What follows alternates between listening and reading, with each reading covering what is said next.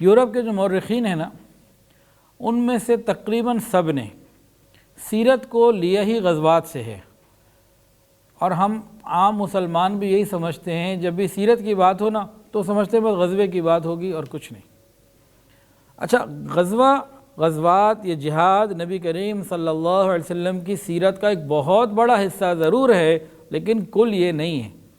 یہ تو بامر مجبوری پیش آیا کہ اگلے نے آپ کو زندہ رہنے ہی نہیں دینا تھا، اس نے تو آپ کو حملے کیے، پریشان کیا، تو اپنے دفاع کے لیے، اپنے بچاؤ کے لیے انسان قدم بھی نہ اٹھائے، یہ کیسے ہو سکتا ہے؟ اسی طرح مسلمانوں میں خیال یہ بھی ہے کہ اسلام جب مکہ میں تھا تو مصائب اور پریشانیاں بہت تھیں، جب مدینے آیا تو پریشانیاں ختم ہو گئیں، آسانیاں ہی آسانیاں ہو گئیں۔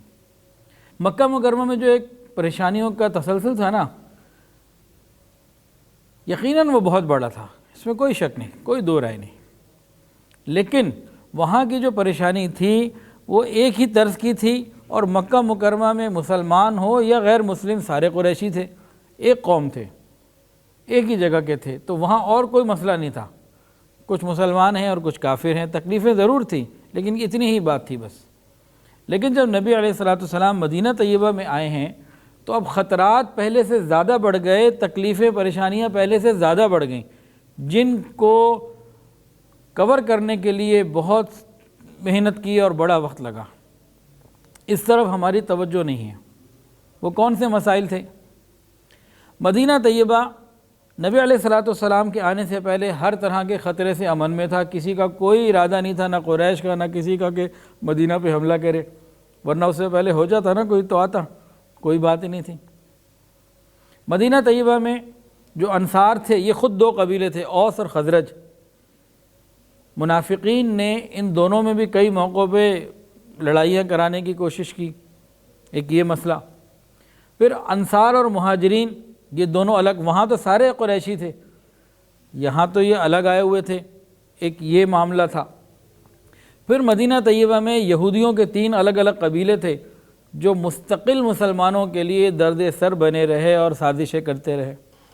اس کے علاوہ منافقین جو بظاہر مسلمان اپنے آپ کو کہلاتے تھے، نمازیں بھی پڑھ لیا کرتے تھے، ان میں سے بہت سے نبی علیہ السلام کے ساتھ جماعت سے مسجد نبوی میں شامل ہوا کرتے تھے، یہ الگ یہودیوں سے مل کر اور کفار مکہ سے مل کر، مشرکین مکہ سے مل کر مسلمانوں کے لیے الگ درد سر بنے رہے۔ اور جو سب سے بڑی درد سری تھی وہ تھی قریش مکہ کی، کہ بار بار وہ مسلمانوں کو تنگ کرتے رہتے تھے۔ تو مکہ میں اور مدینہ میں پریشانیوں کا اندازہ ہوا کچھ، اور کتنی پریشانیاں۔ نبی علیہ السلام اور صحابہ رات کو ہتھیار لگا کے سوتے تھے، نیند پوری کرنا مشکل ہوتا تھا کہ دشمن کا ہر طرف خطرہ ہوتا تھا۔ ایک مرتبہ نبی علیہ السلام نے اسی طرح صحابہ سے فرمایا تو حضرت سعد رضی اللہ تعالیٰ نے رات کو جاگ کر پہرا دیا، تو صحابہ راتوں کو جاگ کر نبی علیہ السلام کے لیے پہرا دیا کرتے تھے۔ ایک خوف کا عالم تھا، ایک تکلیف کا عالم تھا، دشمن ہر طرف سے خطرے کی وہ آماج گاہ بنا ہوا تھا۔ نبی علیہ السلام جب مکہ سے مدینہ چلے آئے تو مکے والے کو کیا چاہیے تھا؟ یار ایک بندہ تھا، اپنی بات کرتا تھا، چلا گیا، اللہ اللہ خیر اللہ ختم، اب کیا ضرورت ہے اس کے پیچھے جانے کی؟ لیکن ان کو برداشت ہی نہ ہوا کہ مسلمان مدینہ چلے کیوں گئے، مدینہ والے مسلمان کیوں ہو گئے، نبی علیہ السلام کا دین ترقی کیوں کر رہا ہے، یہ برداشت ہی نہیں ہوا۔ نبی علیہ السلام ابھی مدینے پہنچے، پیچھے پیچھے سے مکہ کے سرداروں نے مدینہ طیبہ میں اپنا ایک ساتھی تلاش کر لیا، رئیس المنافقین عبداللہ ابن ابی ابی سلول۔ یہ کون تھا؟ نبی علیہ السلام کے مدینہ طیبہ آنے سے پہلے اس کو اوس اور خزرج نے، مدینہ والوں نے امیر مدینہ بنا دیا تھا۔ اس کی شاہانہ تاج پوشی، بڑی عالیشان قسم کی تاج پوشی کی رسم ہونا باقی تھی، اور یہ نامینیٹ کر دیا گیا تھا کہ اب یہ مدینہ کا سردار ہوگا۔ ادھر سے نبی علیہ السلام آ گئے تو اس کی سرداری ہو گئی ختم، اس کو اس بات کا غصہ تھا، اور یہ رئیس المنافقین بنا، اور یہ نبی علیہ السلام کی اس نے کبھی نہ مانی۔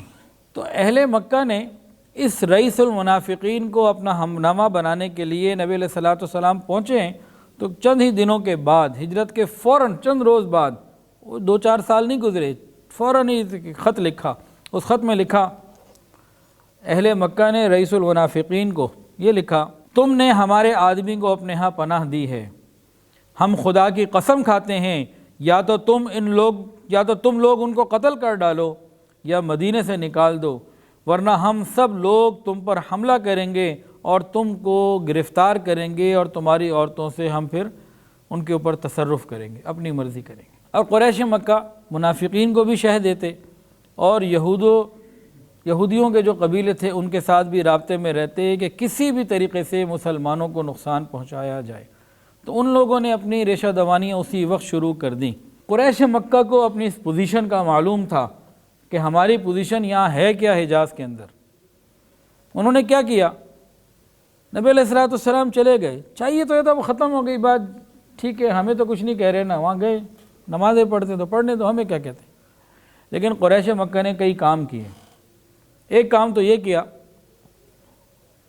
کہ تمام قبائل میں مسلمانوں کے خلاف پروپیگنڈا شروع کر دیا اور پورے عرب کے قبیلوں کو مسلمانوں کے خلاف متحد کرنے کی کوشش کی، اور سفارتی معاملات اور یہ وفود شروع ہو گئے کہ سب کو اپنے ساتھ ملا کے مدینہ پہ چڑھائی کر دیں۔ دوسرا کیا کیا، انہوں نے کہا کہ تجارتی ہماری قافلے ایسے ہونے چاہیے کہ زیادہ سے زیادہ تجارت کریں، اور بالخصوص جو وہ قافلہ تھا جس کو ابو سفیان رضی اللہ تعالیٰ عنہ لیڈ کر رہے تھے، اس میں مسلمان نہیں ہوئے تھے، جو غزوہ بدر کی وجہ بنا۔ اہل مکہ نے حصہ ڈالا، اگر کوئی تھوڑا ڈال سکتا تو تھوڑا ڈالا، زیادہ ڈال سکتا تو زیادہ ڈالا، حتیٰ کہ عورتوں نے اپنے زیورات بھی بیچ کے ڈالے۔ اس پورے تجارتی قافلے کا سفر کا واحد مقصد یہ تھا کہ اس سے جو مال ملے گا اس سے ہتھیار جمع کر کے تیاری کر کے مدینہ پر حملہ کریں گے۔ یہ سب کتابوں میں بات موجود۔ ابھی یورپی مورخین یہ باتیں نہیں بتاتے کہ وہ تجارتی قافلہ تھا کیا، بیسیکلی وہ جنگ کی تیاری کے لیے تھا۔ دیکھیں آج ایک فوج کسی دوسرے دشمن ملک کی فوج پہ حملہ کر کے ان کے فوجی مارے تو ہم کیا کہیں گے؟ کوئی غلط آدمی ہو، ایک آدمی اپنے ملک میں امن سے رہتا ہے، دوسرا آدمی کو گڑبڑ کرے اور یہاں سے جواب دیا جائے اور وہاں کے 4-6 بندے مر جائیں تو ہم کیا کہیں گے؟ اپریشیٹ کریں گے، کہیں گے دیکھو کتنا ظلم ہے، قتل و غارت گری پھیلاتے ہیں۔ ہم اپریشیٹ کریں گے کہ بھئی یہ امن سے رہتے تھے، دوسرے نے امن خراب کرنے کی کوشش کی تو انہوں نے بھرپور جواب دیا۔ تو بھئی اگر کسی کو جان سے مار دینا جب وہ امن خراب کر رہا ہو، امن کے قیام کے لیے یہ ٹھیک ہے، تو اس کے مال کو قابو کر لینا، اس کی جنگی قوت کے اوپر قبضہ کر لینا، یہ بھی تو ٹھیک ہوا، یہ کیسے غلط ہو گیا؟ اس کو قتل و غارت گری کا نام دینا، یہ اگر مغربی پروپیگنڈا جھوٹا نہیں ہے تو اور کیا ہے؟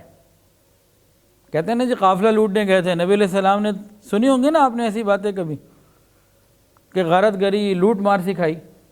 ارے خدا کے بندو، ان سے کوئی پوچھے کہ نبی علیہ السلام نے کبھی قریش کے علاوہ بھی کسی قافلے پہ حملہ کیا؟ مسلمانوں کو کہو بھئی ایک آدمی اگر لٹیرا ہوتا ہے، ڈاکو ہوتا ہے، اس کا کسی ایک قبیلے سے تھوڑی تعلق ہے۔ ڈاکو کا تو مذہب ڈاکو ہو، ڈاکہ ڈالنا ہوتا ہے، اس کو کوئی بھی ملے۔ اور شام جو قافلے جاتے تھے صرف قریش کے تو نہیں جاتے تھے، حنین والوں کے بھی جاتے تھے، فلاں کے بھی جاتے تھے، سب کے ہی جاتے تھے۔ اگر ڈاکہ ہی ڈالنا مقصد تھا تو صرف قریش ہی کیوں؟ کہیں بھی یہ مقصد پورا ہو سکتا تھا، کیونکہ قریش کا مقصد یہی تھا کہ ان تجارت سے مال و اسباب حاصل کیے جائیں، پھر مسلمانوں پہ حملہ کیا جائے۔ اچھا، حرم کی مجاورت کی وجہ سے نا قریش مکہ کا ہولڈ تھا پورے عرب کے اوپر۔ بعض قبائل بحرین سے اور مختلف علاقوں سے اگر آتنا بھی چاہتے تھے مدینہ طیبہ تو راستے میں قریش کے جو حلیف قبائل تھے، جو قریش کے ساتھ معاہدے میں شامل تھے، وہ مسلمانوں کو آنے نہیں دیتے تھے۔ یہ بات بھی کبھی کوئی آپ کو یورپی سیرت نگار نہیں بتائے گا۔ ادھر قریش مکہ نے 2 تدبیریں اختیار کی کہ سارے حجاز میں اور جہاں جہاں ان کا اثر تھا، حرم مکہ کی وجہ سے، بیت اللہ شریف کی وجہ سے ان کی بہت عزت تھی، تو انہوں نے سب کو مسلمانوں کے خلاف رائے عامہ کو ہموار کرنے کے لیے محنت کی اور تجارتی قافلوں پہ زور ڈالا کہ بھئی زیادہ سے زیادہ مال اور وسائل جمع کیے جائیں تاکہ ہمارے پاس وسائل ہوں، ہم مسلمانوں پہ حملہ کر کے مدینہ کو تباہ کر دیں، ختم کر دیں، کسی مسلمان کو رہنے نہ دیں۔ یہ سب معاملات انہوں نے کیے۔ ادھر سے رسول اللہ صلی اللہ علیہ وسلم نے بھی اسی طرح کے معاملات ملتے جلتے کیے۔ ایک معاملہ تو یہ کیا کہ آپ نے مدینہ آتے ہی انصار اور مہاجرین کے درمیان بھائی چارہ کروایا، پھر یہودیوں سے معاہدے کیے، پھر قریب کے علاقوں سے امن کے معاہدے کیے، جہاں جہاں تک آپ جا سکے وہاں وہاں تک آپ نے لوگوں کو اپنے ساتھ ملایا۔ کہیں تو یہ بات ہوئی کہ دیکھو اگر قریش حملہ کرے مسلمانوں پر تو تم نے ہماری مدد کرنی ہے، تم پہ کوئی حملہ کرے تو ہم تمہاری مدد کریں گے۔ اور کہیں ایسے معاہدے ہوئے کہ دیکھو اگر قریش حملہ کرنے آئیں تو تم نے نہ ان کا ساتھ دینا ہے نہ ہمارا ساتھ دینا ہے، تم نیوٹرل رہنا۔ یہ بھی جنگی حکمت عملی ہوتی ہے نا کہ بھئی دشمن کی تعداد کم ہو جائے۔ تو مختلف قسم کے لوگوں سے معاہدے کیے اور وہ اپنی محنت کرتے رہے، نبی علیہ الصلوۃ والسلام اپنی محنت کرتے رہے۔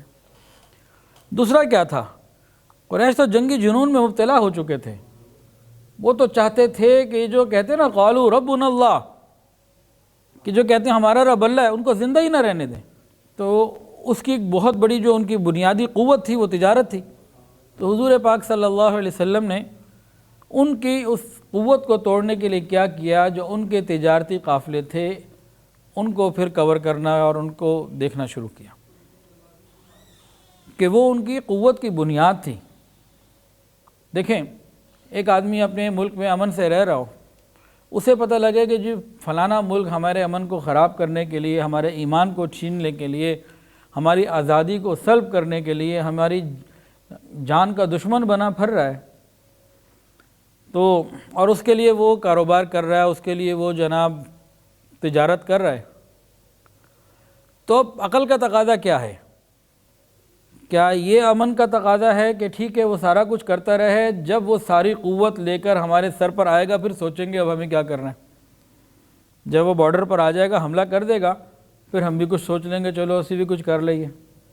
ایک تو یہ پالیسی ہوتی ہے، اس کو کیا کہیں گے؟ بیوقوفی۔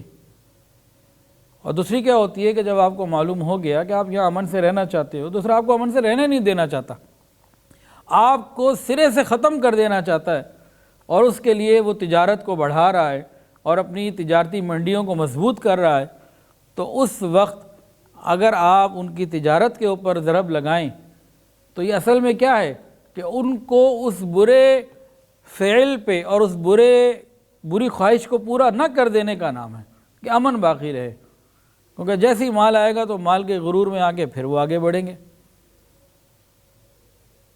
تو اب آپ کو بات سمجھ میں آ گئی، جو پروپیگنڈا ہوتا ہے جی اسلام تلوار کے زور سے پھیلا، اس کے بھی جواب دیے جائیں گے انشاءاللہ۔ اور یہ کہ جی نبی علیہ السلام نے نعوذ باللہ قتل و غارت گری سکھائی اور یہ قافلے لوٹنے کا مسلمانوں کو سکھایا، تو ایسا بھی کچھ نہیں۔ پوری بات سمجھ میں آ گئی ہوگی، اور اسی میں اشارہ ہی کروں گا، زیادہ بات نہیں کروں گا۔ ہمیں یہاں چاہیے اپنی ملک میں رہتے ہوئے ہم پاکستانی مصنوعات کو زیادہ سے زیادہ فروغ دیں، تھوڑا سا کوالٹی پہ کمپرومائز کر لیں، تھوڑا ذائقے پہ کمپرومائز کریں، چٹخارا ہی تھوڑا سا کم ہوگا نا پاکستانی کھانوں کا، پاکستانی بنی ہوئی چیزوں کا تھوڑا سی کوالٹی ہی کم ہوگی نا، اور کیا ہوگا، لیکن اکانومی تو ہماری مضبوط ہوگی نا۔ کاش یہ بات ہمیں سمجھ میں آ جائے، لیکن بظاہر ایسا لگتا ہے کہ ہمیں یہ بات سمجھ میں نہیں آئے گی۔ تو ہم کوشش کر کے اگر پاکستانی صحیح بنے، بی پاکستانی بائی پاکستانی، پھر اپنے ملک کو ترقی ملے گی، ہر چیز آسانی ہوگی۔ ویڈیو کے نیچے سبسکرائب کے بٹن پہ کلک کریں، بیل کے آئیکن پہ کلک کیجئے تاکہ ہر نئی ویڈیو کی نوٹیفیکیشن آپ کو مل جائے۔